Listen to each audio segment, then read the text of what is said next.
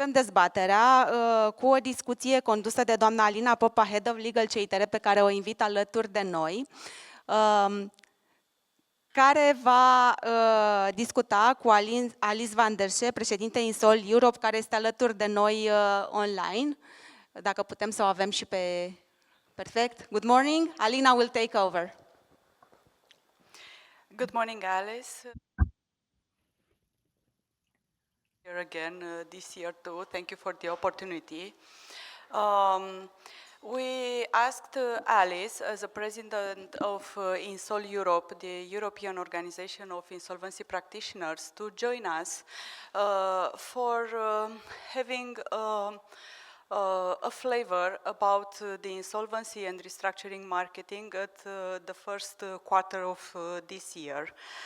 Alice is a lawyer and a partner in the restructuring and insolvency team at Von Bethem and Keulen, Netherlands. She is often appointed as an administrator in moratoriums, as trustee and receiver in high-profile bankruptcy. Alice, good morning.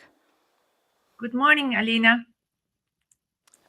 Alice. It is wonderful that you are having me here and that I have the opportunity to speak to all of you. I feel very honored. Alice, in Romania, for insolvency in the first 3 months of 2025, we saw a decrease of almost 10% compared to the same period last year. However, exposures remain high among impact companies. Impact companies are the companies that have assets with a value of more than 1 million euro, but they are very important companies for our country because they generate almost 83% of Romanian turnover. And we are also seeing high exposure in key economic sectors. Insolvencies could decline in number in 2025. This is our expectation based on our studies at CITR. But we do expect an increase as a systemic risk. Impact companies are most exposed and their effects can destabilize entire economic chain. But for companies' agreements, for composition agreements, concordat preventive, we noticed for the same period of this year an identical number of requests that we saw last year. Impact companies filed for proceedings, for restructuring proceedings before entering into insolvency, highlighting, in our opinion, the importance of this mechanism in maintaining systemic stability and sustainability. Also, we are noticing that composition agreements are becoming a strategic tool for the companies in Romania, not just a legal tool, with a role in protecting bank balances sheets, suppliers, and so on. Can you tell us, Alice, at INSOL Europe, do we have an overview on the trends in European Union for the first beginning of this year? Yes, Alina, thank you for having me again. And we do have an idea about what's happening in the European Union. I can tell you that it is different in different parts. The Nordic companies, Sweden, Finland, Norway, and Denmark are doing very well, having not so many bankruptcies.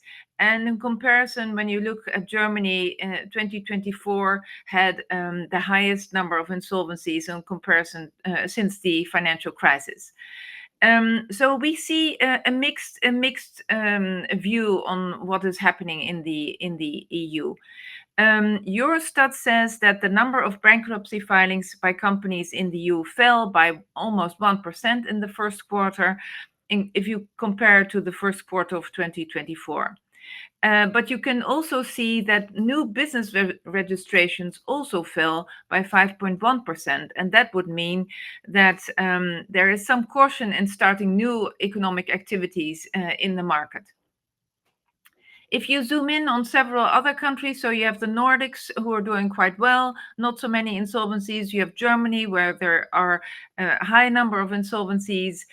We see that, for instance, in Ireland, that there is a decline of 14% in insolvencies and compared to the same period last year.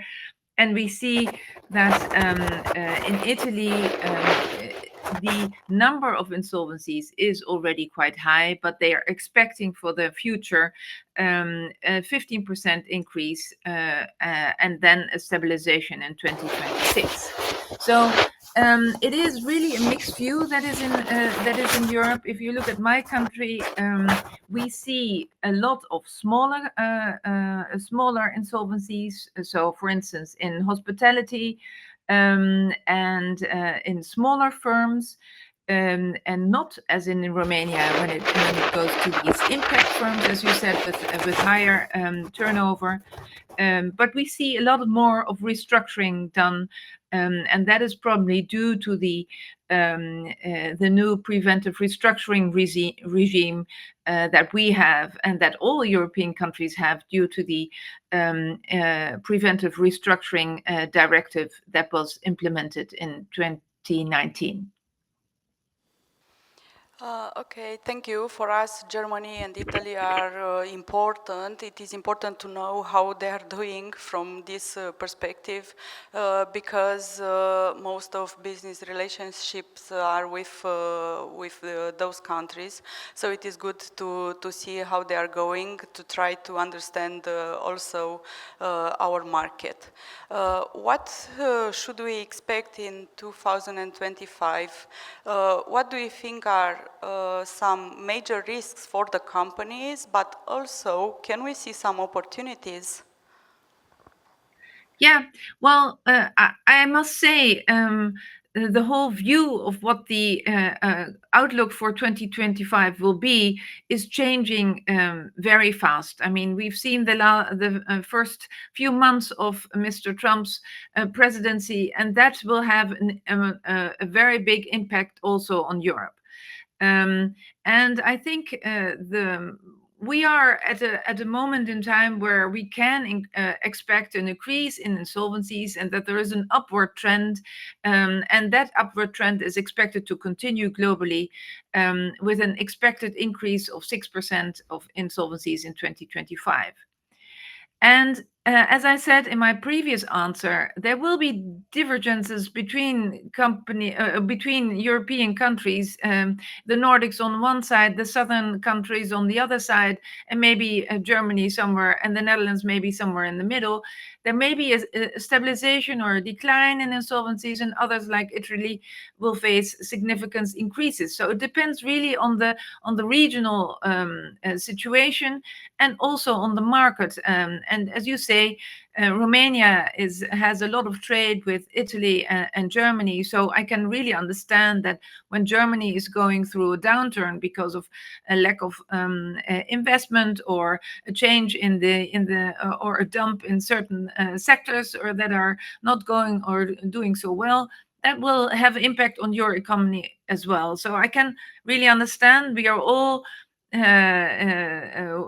in the working together. It's really important that you take a look at what is happening somewhere else. When I look at the differences that the major risks that are ahead, I would say for Europe that might mean if there is a delay in interest rate cuts, that might negatively affect highly indebted companies. As we see now, the Fed is keeping the rate in the US stable, and the ECB is still lowering rates. So far, so good for the European economy. As I touched upon previously, another major risk is the geopolitical uncertainty. I mean, there is, of course, the war in Ukraine. We have Trump in the White House. I don't have to explain more, but I only have to touch upon tariffs. And we all know that that will have or might have a large impact on the European economy as well. And there's another point, and that is a little bit of declining demand. If people are not feeling secure, if people are not investing as much as they used to do, then that may create a situation of weak demand. And that, of course, has consequences for companies' revenues and increasing the risk of insolvencies.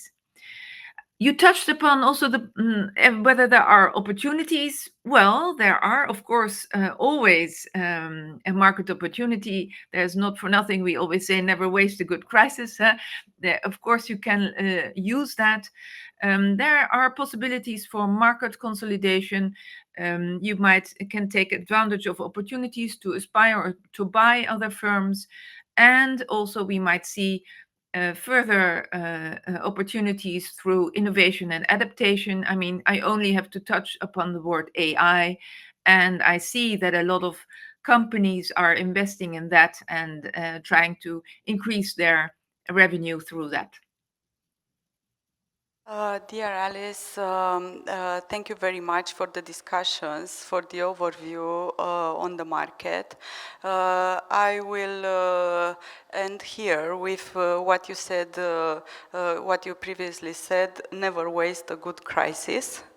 And in the end, I would invite my colleagues, my business lawyers, insolvency practitioners, to get involved in the life of the companies, to show them as early as possible the difficulties and to encourage them to use the mechanism that our law has at this moment, either to avoid insolvency or to, let's say, have a good restructuring plan that will save the business. Thank you, Alice. Thank you all.